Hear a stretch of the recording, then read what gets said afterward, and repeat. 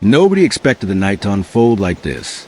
On November 30th, 2025, what felt like a calm, warm evening across Pretoria, Gauteng, and Limpopo suddenly shifted into one of the most violent weather events South Africa has witnessed in recent memory. As residents relaxed at home, the sky abruptly split open. Lightning flashed nonstop. Thunder rolled like explosions between the suburbs, and a fast-forming supercell began to rotate overhead. Within moments, the storm turned brutal. Hailstones the size of fists crashed down, smashing windows, denting cars, and tearing holes straight through roofs. Streets vanished beneath nearly 8 inches of ice, making once busy weekend roads look like they were caught in a freak midwinter blizzard. Power outages swept across neighborhoods, drainage systems collapsed, and flooded homes left families scrambling for safety. This wasn't just a storm, it was an ambush from the sky, a force that reshaped entire communities in less than an hour. The supercell formed so quickly that almost no one had time to react. A gentle evening rain suddenly shifted into a deafening roar as hail hammered rooftops and glass, with the force of stones launched from slingshots. In suburbs such as Pretoria North, Wonderboom, Amlin, and Kempton Park, the noise was so violent that many believed parts of their homes were breaking apart. In minutes, driveways, gardens, and roads were buried under layers of ice up to 20 centimeters thick. Gutters overflowed, sending water pouring into living rooms as cracked tiles buckled under the relentless impacts. Cars left outside were shredded, windshields blown out, mirrors torn off, metal panels crumpled like paper. Drivers trapped on the road were forced to stop as visibility dropped to nearly nothing.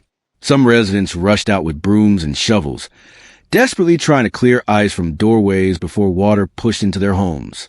Neighborhoods that had looked normal moments earlier were suddenly frozen disaster zones. By the peak of the storm, communities across Pretoria, Gauteng, and Limpopo were facing destruction normally seen only in severe winter events. Streets became icy rivers. Cars were trapped in place. Roofs cracked under the weight of accumulating water and hail. Families moved buckets, towels, and plastic tubs beneath leaking ceilings, trying to contain the flooding spreading across floors and hallways. Thousands of vehicles suffered extreme damage. Entire parking lots looked as if they had been attacked by metal shredding machinery.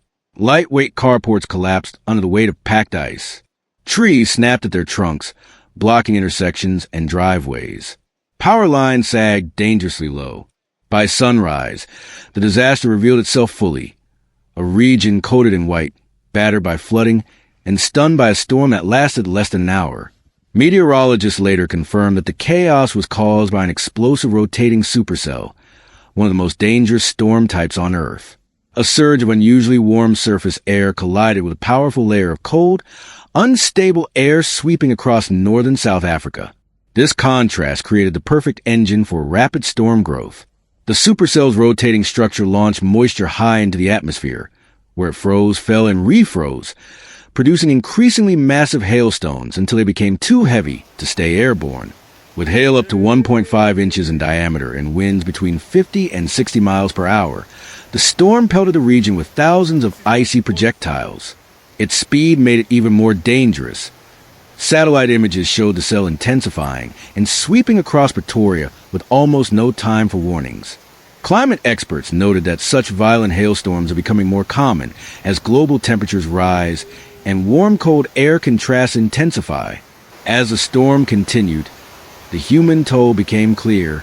Emergency lines were overwhelmed with reports of collapsing roofs, rising water, and shattered windows. In Welbeck, a tragic structural collapse caused the first fatality of the night, a grim reminder of how quickly nature can turn lethal. Across Pretoria, Greenstone Hill, and Kempton Park, families huddled in dark homes lit only by phones and flashlights. Some residents were trapped behind doors jammed by packed ice. Others escaped through windows or relied on neighbors to help clear entrances buried under frozen debris. Yet in the chaos, humanity shone through. Neighbors checking on the elderly, sharing blankets, and helping families with infants relocate to safer rooms. In the darkest moments, communities held each other together. Emergency teams mobilized instantly. Firefighters, EMS crews, and disaster units fought their way through blocked roads, fallen trees, and dangerous power lines buried beneath ice. Their mission? find survivors, assess damaged homes, and restore safe access.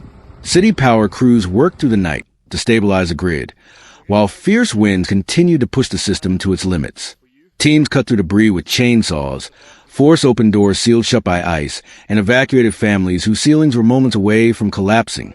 Government assessment crews documented widespread destruction across Pretoria and North Kempton Park and parts of Limpopo.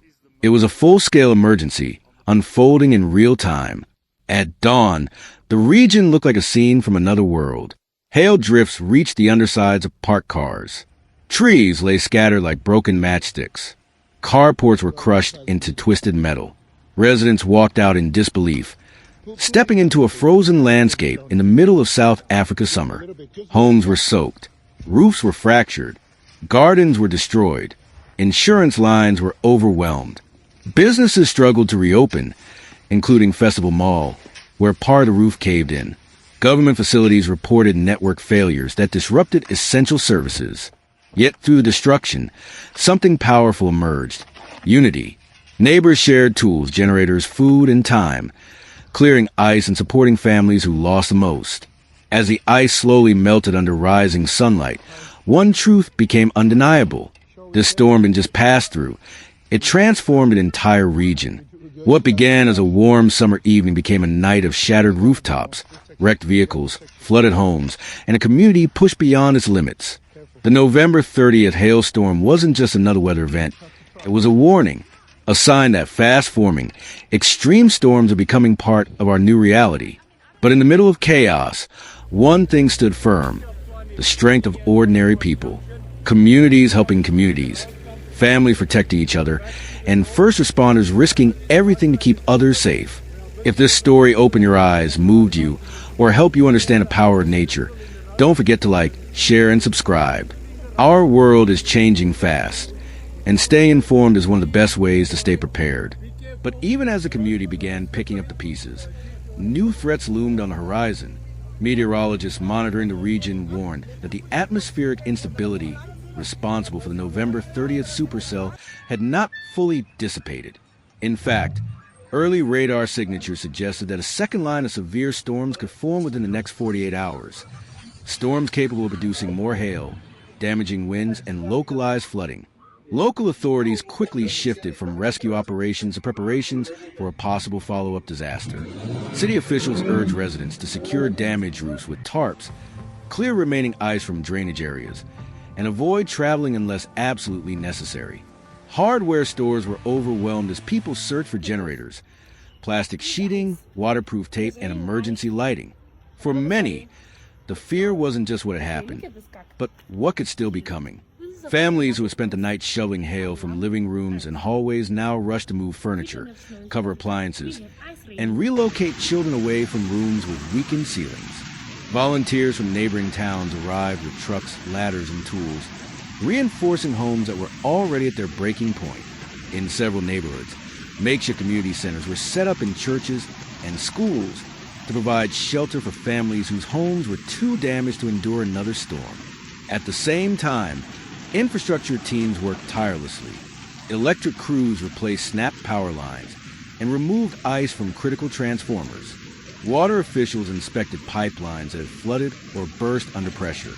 Roads remained partially closed as large sections were still coated with stubborn layers of compacted hail that had turned to solid ice overnight. Yet despite the exhaustion and uncertainty, something remarkable happened. People refused to give up. Across Pretoria and Gauteng, neighbors who barely knew each other before the storm now shared meals, generators, and stories. Groups of young volunteers went door to door checking on elderly residents. Carpenters and electricians offered their skills for free to the most damaged households. The spirit of unity grew stronger than the storm that had tried to break them. By nightfall, the region was still scarred but alive. Lights flickered back on in some neighborhoods. Roads cleared slowly. Families gathered together, listening to weather updates with cautious hope. The fear of another supercell lingered, but so did something more powerful: resilience. The people of Pretoria had endured the unimaginable and were preparing together for whatever came next.